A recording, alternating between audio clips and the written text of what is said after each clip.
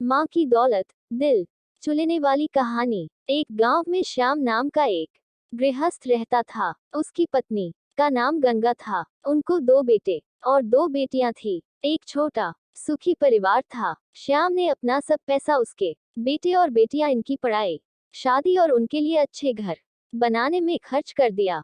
श्याम के बेटे और बहुएं स्वार्थी थे। माँ बाप ने इतना सब किया था, फिर भी श्याम को अपने बेटे बहू के रेहमो करम पर जीना पड़ रहा था। उन दोनों को बेटों और बहुओं से बहुत ज्यादा हीनता और अपमान का बर्ताव मिलता था। अचानक एक दिन श्याम की मृत्यु हो गई। वजह से वो बेचारा तो इस दर्द से मुक्त हो गए, पर गंगा मात्र अकेली रह गई। गंगा ऐसे ही उदास मनस्थिति में मंदिर गई। वहां उसे उनकी बचपन की सहेली शांता मिली। उसे देखकर उसे अच्छा लगा। गंगा को उदास देखकर शांता ने गंगा से उसके उदासी का कारण पूछा। गंगा ने अपने दुखी जीवन का सभी विवरण बताया। वह सब सुनकर शांता ने उसे गुप्त में कुछ तो कहा। वो सभी सुनकर गंगा को थोड़ा सा आधार मिला। दूसरे दिन सुबह जिस प्रकार शांता के बताए अनुसार शांता एक बैग लेकर गंगा के पास गई और वो जैसे पहली बार ही मिल रही हो ऐसा बर्ताव किया। शांता ने गंगा को गले लगा लिया। गंगा ने शांता को पूछा, शांता, तुम यहाँ हमारे गांव में कब आए और किसके घर ठहरी हो? गंगा के दोनों बहू गंगा की आवाज सुनकर तुरंत अंदर से बाहर आई। उन दोनों को देखकर शांता बोली, अरे मैं दूसरे घर पर कहाँ रहूं, हम दोनों मौसेरी बहनें हैं तो भी सगी बहनों से ज्यादा हमारा रिश्ता अटूट है। मुझे जीजा जी गुजर गए मालूम पड़ा, इसलिए मैं तुम्हें मिलने के लिए और भेंट देने के लिए आई हूँ। पहले दिन तय किए अनुसार गंगा बोली, शांता तुम मुझे मिलने के लिए आई, यह सुनकर बहुत अच्छा लगा, पर तुम मुझे भेंट देने के लिए कुछ लाए हो, उसका अर्थ मुझे कुछ समझ में नहीं आया। शांता जानबूझकर रोने का सुर निकालकर बोली, अरे गंगा, मुझे पता है कि आप दोनों ने तुम्हारा सभी पैसा बेटे बेटी के पढ़ाई, शादी और उनके लिए अच्छा घर बनाने के लिए खर्च कर डाले। आप दोनों ने खुद के लिए कुछ भी नहीं रखा। यह सब ठीक है क्योंकि आपके बेटे और बहुएं सभी अच्छे हैं, इसलिए वह तुमसे प्यार से बर्ताव करते हैं, तुम्हें अच्छे से संभालते हैं, इसका मुझे पूरा भरोसा है। लेकिन हमारे यहाँ पर सब उल्टा है। हमारी आर्थिक परिस्थिति अच्छी होकर भी बेटे पढ़े नहीं। इस वजह से वह कोई भी उद्योग धंधा करते नहीं है। उनको सिर्फ बैठकर खाना आता है।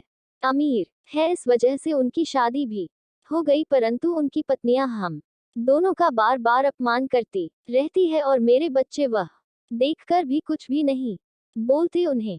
फिर शांता आंखें पोंछने का नाटक करती है और वह आगे बोली, अभी ऐसी परिस्थिति में हम दोनों को जीने की इच्छा भी नहीं होती और अब हमारी जिंदगी भी कितनी बची है। इसलिए मैंने तय किया कि मेरे पति का नजदीकी कोई भी नहीं है और तुम्हारे सिवाय मेरा कोई भी नहीं है। इसीलिए सब पैसा बेटों को देने के बजाय तुम्हें आधे पैसे दे दूं।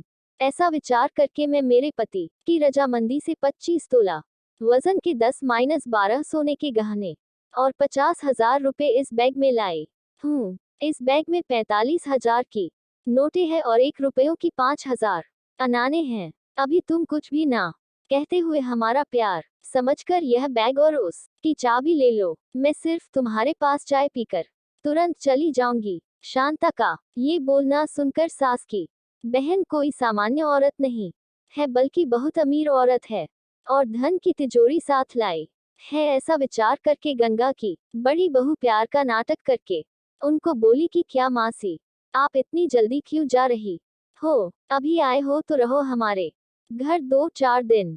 आपके बेटे और बहू भी नई पीढ़ी के हैं, इस वजह से आप उनकी तरफ ध्यान मत दीजिए। आप दोनों पति पत्नी ने आपका जीवन यशस्वी किया है, वैसे ही हमें भी उस बारे में मार्गदर्शन दिया तो अच्छा होगा और कैसे जीवन जीना है हमें भी समझ में आ जाएगा। तभी शांता उसे बोली, मेरे पति के दोस्त आज प्लेन से रात को 12 बजे हमारे घर आने वाले हैं, इस वजह से मुझे जाना होगा। हर एक मनुष्य की जिंदगी में ऐसा प्रसंग आता ही आता है कि जिसकी वजह से उसकी आंखें खुलती है और वह मनुष्य समझदार होगा तो उसे मार्ग दिखता है। ऐसा बोलकर शांता चाय पीकर वहां से चली गई। शांता के जाने के बाद गंगा के दोनों बेटे और बहुएं उससे बहुत अच्छा बर्ताव करने लगी, बहुत प्यार और देखभाल करने लगे। गंगा खाना खाने के बाद रात को अपने रूम में जाकर दरवाजे की कुंडी लगा लेती। शांता ने दिए हुए पैसे पत्थर पर पीटकर बजाकर गिनती थी। नानों का आवाज रात के समय स्पष्ट उनके बेटे और बहू को सुनाई देता था और उनका गंगा पर और ज्यादा प्यार बढ़ने लगता।